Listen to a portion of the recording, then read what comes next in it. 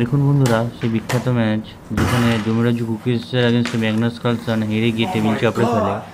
তো দেখা যাক এখানে কী ব্ল্যান্ডার করে ম্যাগনাস কার্লসন, যার কারণে হেরে যেতে হয়। দেখুন এই পজিশনটা কিন্তু একদম ইকুয়াল পজিশন, কেউ এখানে অ্যাকচুয়ালি এগিয়ে নেই, কিন্তু হোয়াইটের একটা পাস পন হয়ে রয়েছে, সেটাই একটা চিন্তার বিষয়। এখানে নাইটটা দিয়ে রুকটাকে অ্যাটাক করার পর এই যে চালটা খেলে, নাইট দিয়ে কিংকে চেক দেয়, রুক ওই লাইনে থাকার পরেও, তো এটা একটা ব্লান্ডার চাল হয়। কারণ এটা দেখবেন ডবল জিজ্ঞাসা চিহ্ন হয়ে ওঠে, তার মানে এটা সবথেকে বাজে চাল।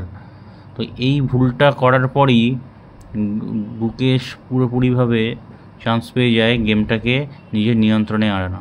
ম্যাগনাস কার্লসন ভেবেছিল নাইটটা স্যাক্রিফাইস করে দিয়ে ও এই দুটো পাস পন যে আছে ব্ল্যাকের, সেটা তুলে কুইন প্রমোট করবে, কিন্তু দেখুন গুকেশ কীভাবে এটাকে পুরোপুরিভাবে নস্যাৎ করে দেয়।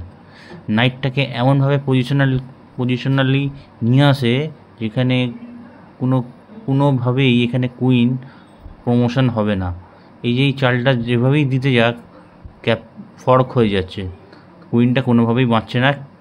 ওইদিকে গুকেশেরও দুটো পাস পন ক্রিয়েট হয়ে রয়েছে, যার কারণে যে কোনো সময় প্রমোশন গুকেশও পেয়ে যেতে পারে যদি এই দিকে দুটো পনকে কোনোভাবে আটকে দেওয়া যায়। তো যাই হোক, এইভাবে খেলাটা গড়াতে থাকে।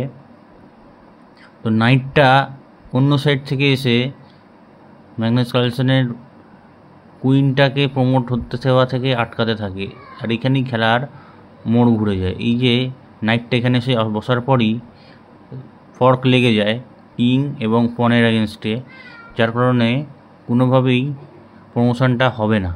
এই প্রমোশন না হওয়ার কারণে কোনোভাবেই কুইন না উঠলে ম্যাগনাস কার্লসনের কোনোভাবেই জেতা সম্ভব নয় এই ম্যাচটা।